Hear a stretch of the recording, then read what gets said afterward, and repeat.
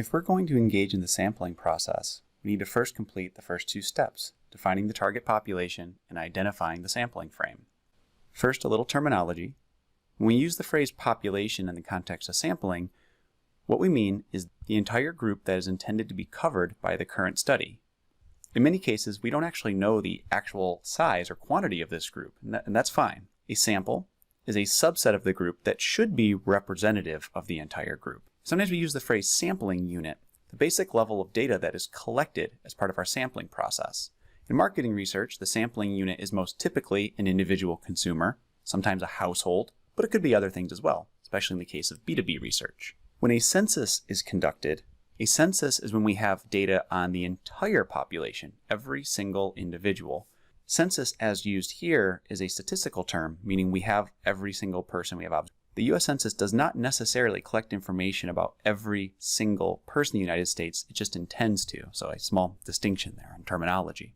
Okay, so our first step to do a sampling procedure is to define the target population. Who defines the target population in a study? The answer to that is the researcher defines the target population.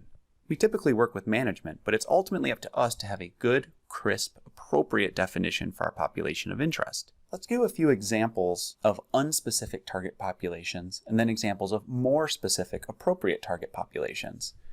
Perhaps this first one here, all current customers, a very common population definition for marketing studies. Very quickly we realize that's not very specific. What constitutes being current? 30 days? 60 days? A year? A specific target population might be customers who have bought from us at least once in the last year. Notice I'm not suggesting that this is the only way to define what a current customer is, but we have to find a definition that's appropriate for that particular company. How about SDSU students loyal to the football team? What's the problem here? We have issues with the word students, and more problematically, we need to understand what loyal is defined as. So one way we might approach this is saying SDSU students registered in fall 2019, or the appropriate year, and have attended at least one SDSU game while a student and or have watched at least one SDSU football game on television during the 2019 season. Now the nice thing about this definition is that it is specific and clear. We clearly know what makes a student qualify or not qualify. The question of whether loyalty can be defined as attending a game or watching one game on television can certainly be debated, but now see, that's the actual advantage of having a specific target population. We can actually have a more meaningful argument about whether we do or do not want to include a specific person based on specific criteria. Finally, consider defining a specific unsatisfied customers. Again, the problem is what constitutes an unsatisfied customer. A more specific target population might be customers with an active paid account and have either scored us a 3 or below on a satisfaction survey in the last year or registered a complaint through email or phone correspondence in the last year. Two things that could readily be captured in a CRM system. And again, room for argument for any given company about whether this constitutes unsatisfied customers, but the clear specific criteria makes it so that we understand clearly who can and cannot qualify for our study. So with those examples in mind, what is a good population definition? We want to use clear, unambiguous, objective criteria to distinguish between population and non-population members. The population definition should be consistent with the needs of the audience requesting the marketing research project. For example, if we were doing a marketing research project for an advertising agency who's interested in people purchasing pet foods, the criteria that constitutes a pet food buyer might be quite different from an actual pet food manufacturer. So making sure that those objective criteria align with the needs of the particular client or company is essential. Finally, and it's desirable and not always needed, the population definition matches with other previous research so that the present study that we're about to undertake can be compared and contrasted with that previous research. Once we've defined the target population appropriately, we need to identify the sampling frame. The sampling frame is a literal physical tool that we're going to use to draw our sample from. In marketing, the most common examples are email lists, lists of home addresses, phone numbers, Facebook account names, Twitter account handles, and so on. Now, in a perfect world, we will have a sampling frame that perfectly overlaps with our population of interest. But this is almost never the case. Instead, there are discrepancies between what we have in our sampling frame and what our population of interest is, and that leads to what is called errors of inclusion and errors of omission. Let's talk about both. Let's imagine that our population of interest for an upcoming study is all customers who have been active on our teletherapy platform at least once in the last 30 days. This company provided to us as our sampling frame a list of 5,000 customer phone numbers. The phone numbers were collected from customers who paid their accounts after their 90-day free trial. So this company, like many other annual contract style companies, clearly had a free trial period, and people didn't have to provide their personal information like their phone number until the free trial expired, and then they actually had to pay. So our list is people who've obviously paid their accounts. Now, for everyone who's both in the population and in our sampling frame, that's great, right? There's an alignment between who we want to study and who's available in our sampling frame. However, there's definitely not going to be perfect overlap here. On one hand, there's going to be people that are in our population of interest that we don't have in our sampling frame. Those are called errors of omission. A couple examples might be, well, maybe the company simply just didn't provide us a complete customer list, just a random sample of 5,000. Very typical for a marketing research firm not to get the contact information of every single customer. This isn't really a problem at all. As long as the list that we got was random, we aren't really concerned that they didn't give us all of them. We weren't going to sample everyone anyways. But the other issue here is more problematic. Imagine there's some people who are still in their free trial period. However, because they're in their free trial period, there is no phone number yet because they don't give it until after their free trial period. So of course they can't be in the sampling frame. This is a problem, and that's an error of omission we're going to try to figure out how to deal with.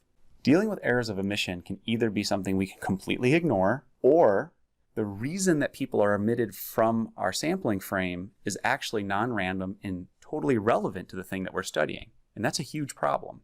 For example, if we're trying to figure out who's going to re-up their annual service contract as part of our marketing research project, the fact that we haven't included people who have not yet ever paid for their service is a big important criteria.